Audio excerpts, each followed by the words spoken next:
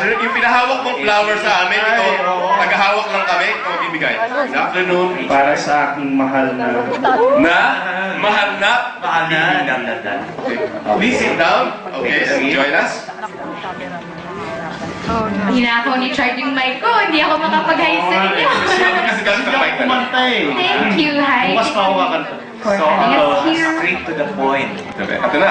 May blessing ng parents nyo. At ang dalawa, sinigunda ng dalawang malaking networks, Star Cinema at Genuine Films, ang posibleng relasyon yung dalawa.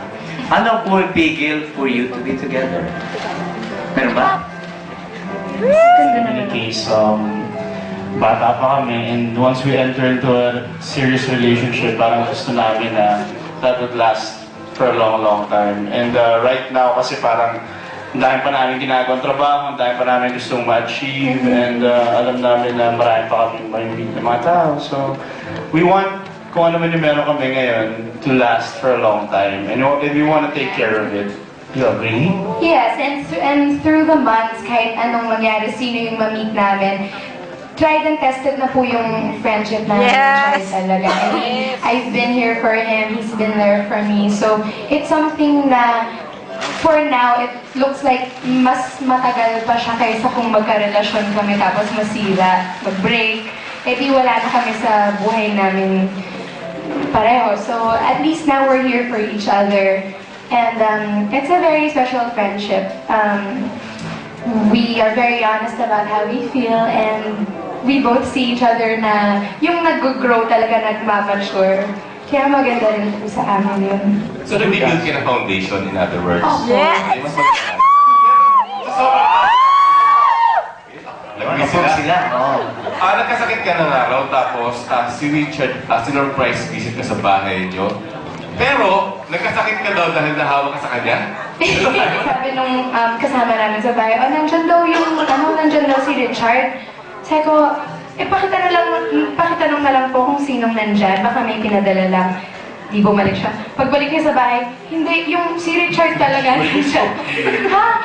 Tapos lumabas ako, tapos yun, meron siyang dalang pagkain sa garahe na. Hindi, nagsuklay ka muna. Hindi, si Richard, nakita rin niya ako palahurang Pero alam mo, Boots, may nagkwento sa akin na habang nagdadabing daw kayong dalawa, biglang may pumasok na producer sa dubbing room, nakita daw kayo na may beautiful moment together. Ano ba ibig sabihin ng sweetness na to, na off-cam? Hindi naman promo sa movie. Ano ba yung beautiful moment na yon? In the dubbing room. Talaga. Gaya ng sabi namin ni Case, wala naman kami tinatago sa mga tao eh. I mean, kung ano yung nakikita niyo sa amin, hindi dahil nagpo-promote kami ng movie or para lang makita sa tao. But kung ano yung meron kami, yun yung totoo. And kahit off-cam, Casey na, we have our moments na nag-uusap kami dalawa, lubanin kami, catching up, and catching each other. Huli kayo kanina, di ba? Hinuhuli namin yung isa't isa. Tapos kasi, di ba si Annabelle naman ang mami mo at saka si Ate Rufa mahilig mag-abroad. Sino nagsabi sa kanila? Basta mga info ang start. Kung si Annabelle, papalag ka pa. Insider May mga insiders na nag-feed sa inyo. Si Mami.